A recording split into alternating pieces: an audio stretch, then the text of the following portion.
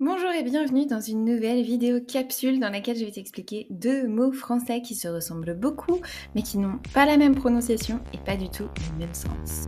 Je t'appelle Blue. You speak very good French? Yes, yes.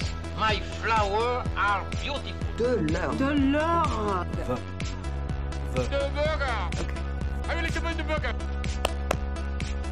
Salut, moi je m'appelle Marion, je suis professeure de français langue étrangère et mon objectif c'est d'aider les apprenants du français et les francophones à mieux comprendre le français parlé dans les films et les séries et pour ça on a parfois besoin de mieux comprendre le vocabulaire et la prononciation et c'est ce qu'on va voir aujourd'hui. Alors aujourd'hui on va parler de bof et beauf, rien à voir et on va d'abord commencer par la prononciation. Le premier qui s'écrit avec un O se prononce bof avec un O ouvert, bof.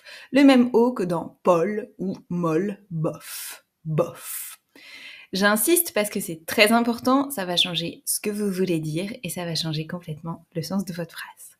Le deuxième qui s'écrit E-A-U comme l'eau, beauf, lui, il se prononce comme l'eau justement, ou comme beau, ou comme peau, ou comme chaud. Il se prononce avec un O fermé, beauf. Donc, répétez après moi, bof, beauf, bof, beauf. Jusque-là, ça va ? On va du coup passer au sens de ces deux mots. Le premier, bof, qu'on va voir ici dans un extrait de Mauvaise graine avec Catherine Deneuve, ça veut dire moyen, pas top. Ouais, c'est un peu le Je vous le montre. Bof. Encore une fois parce que ça va très très vite. Bof. Bof. Donc, c'est un mot que vous allez entendre assez souvent, c'est un mot que vous pouvez utiliser si on vous pose une question. On va voir après d'autres exemples d'utilisation. On passe au deuxième mot, beauf, qui peut avoir deux sens, mais qu'on va souvent utiliser dans un sens spécifique. Normalement, beauf, c'est la contraction de beau-frère. Beau-frère, ça veut dire le mari de votre sœur ou de votre frère. C'est votre brother-in-law, beau-frère, beau-frère. Il vient de votre belle famille. Ou alors aussi le frère de votre compagne ou de votre compagnon, ce sera aussi votre beau-frère. Donc, beau-frère, on l'a synthétisé en beauf et je vais vous mettre une petite vidéo ici à aller regarder parce que ce serait très long à vous expliquer. Mais beauf, ça a ensuite été réutilisé comme un mot hyper péjoratif pour désigner un type de personne, souvent très peu cultivée, souvent un peu vulgaire, etc. C'est un peu ce beau-frère désagréable qu'on pourrait avoir dans une famille. Donc c'est vraiment une catégorie de personnes assez symbolique qu'on a créée et qui est plutôt péjoratif et qu'on utilise pour insulter, par exemple, comme ici dans le jeu. J'assure que dans ta bouche de gros beauf, ça sonne faux. J'assure que dans ta bouche de gros beauf, ça sonne faux.